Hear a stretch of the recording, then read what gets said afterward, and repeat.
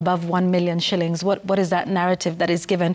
But anyway, and then, of course, as the reactions continued, we also heard from the Deputy Speaker. I believe she was on your show, was it? Yeah, on Monday morning. And she said, to the church, no, tell us those things in private. Why would you want to go say it out in public? And the church had this to say to the Deputy Speaker. We take this opportunity to advise more specifically Honorable Gladys Chulei and the other leaders with whom they have dared criticize the Catholic bishops that they should go slow on their attack on the Catholic bishops and the church leaders whenever we speak against corruption in this country. Honorable Chulei must go slow on her chest thumping and boisterous utterances against the people she considers anti-government. Government does not belong to the likes of her, and they should not claim monopoly of wisdom in any way. She should also not be mesmerized by her close proximity to the president.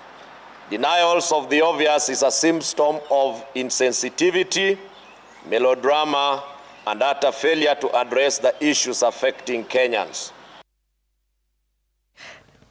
So, this is where we are now, where you have the church versus the executive, so to speak, and it's no one's taking any prisoners, with this one. But, these are the same clergy that they went to. And by the way, the clergy has been having private, quiet meetings with both of them, with members of the executive. Remember, at some point, there was even an offer from members of the clergy to try and mediate the dispute that the president and his deputy were having before he was impeached. That is former Deputy President Rigathi Gachagua. So it's not like there has been no communication between these two entities. But look, it's some rather stinging rebuttals there, from the church, Sam.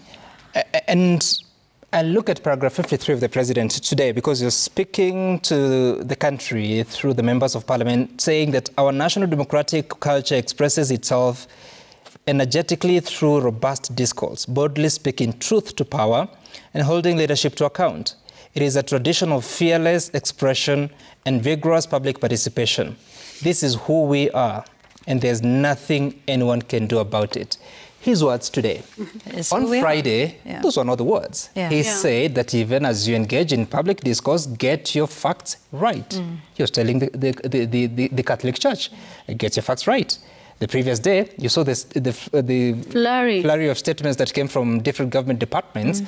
Of course, starting by saying that they are appalled by how inaccurate the Catholic Church can get in terms of the details that are contained in those documents. The following day, and actually the same day, several politicians were writing on different platforms, calling out the church and calling them almost hypocritical.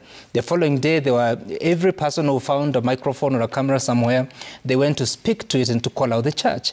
Little did they know that on Saturday, the president would say that we have heard you and we are listening and we are going to act on it. I remember watching the president in Embu during the ordination and deciding to address the former president, to tell me the work you left me, ninangangana sana.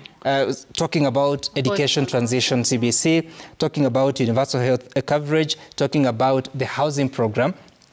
But every time he addressed the former president, the audience, the members of the congregation that were there to witness the ordination of Bishop Kimani, they were jeering back, sort of disapproval, in disagreement with what he was saying.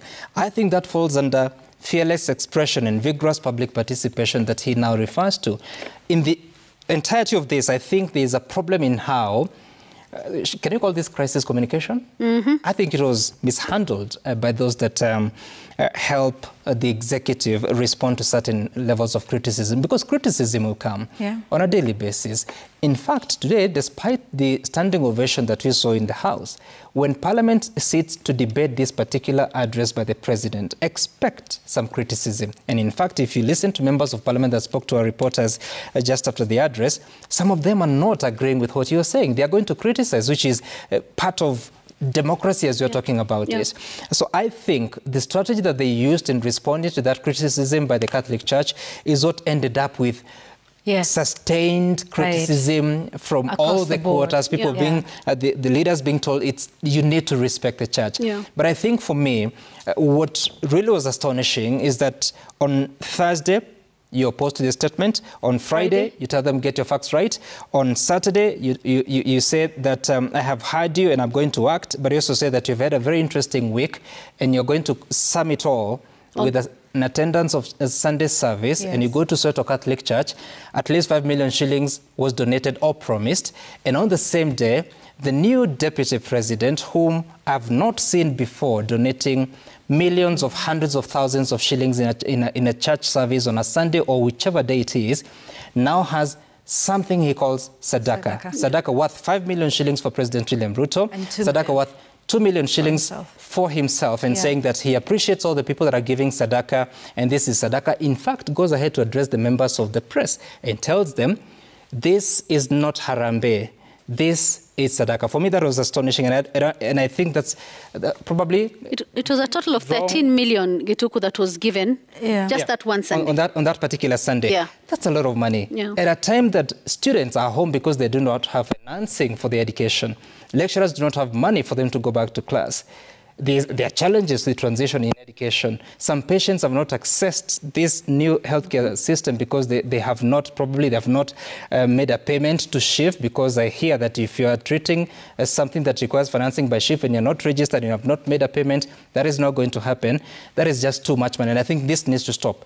Just like the Archbishop of Nairobi said that politicians are welcome to church, but they attend as ordinary worshippers, that is where people need to go back.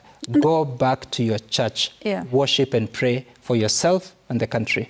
You know, you talked about the diversion tactics, because then, you know, as part of the flurry of responses, then, you know, you were saying he was addressing the former President Uhuru Kenyatta, saying, you see, this is the work that I've been doing that you left me with. But then you notice, then they started to say again, and you saw these posts by senior members of the administration, that, oh, but you see, Uhuru's administration donated money to the church as well. And that, you know, if it's good for the goose, should be good for the gander. And, you know, that's besides the point. But the other thing I wanted to talk about, you know, in terms of, you know, just off what the President said in his State of the Nation, encouraging robust criticism and the freedom of speech to do so. Let me take you back to 2023, when then Cabinet Secretary Moses Kuria launched this tirade against the nation media and journalists, calling them prostitutes.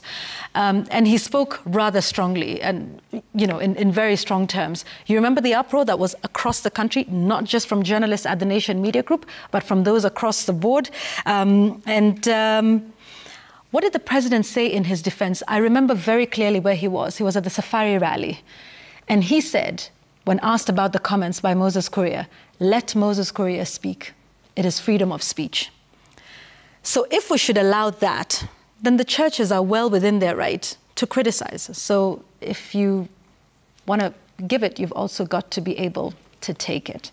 I think that's the thing for me. And also, then we saw the comeback of the narrative you know, earlier this week, that those who are naysayers of our project, we're going to prove you wrong.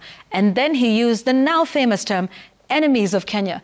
Who are the enemies of Kenya? The people who question you and ask for accountability, those are enemies of Kenya, those are naysayers. So what is this robust freedom of speech that we're supposed to allow in this country? And when does it then become a problem? There's criticism all the time, even of members of the media. And, you know, you take it, you take the advice, see what to do with it, if anything, if at all. But for duty bearers, they cannot not have criticism of the work that they do, because they took an oath, they are paid by taxpayers, and they work for us. So it's just an interesting turn of events. So whatever happens next with the churches, then we shall see. All right. Yeah, we're taking a break kidogo, I think, before we come back with final words. Okay. Yeah, nimechukua kazi yako, sorry. Yeah, go ahead. Let's take a break. We'll be back with our final words.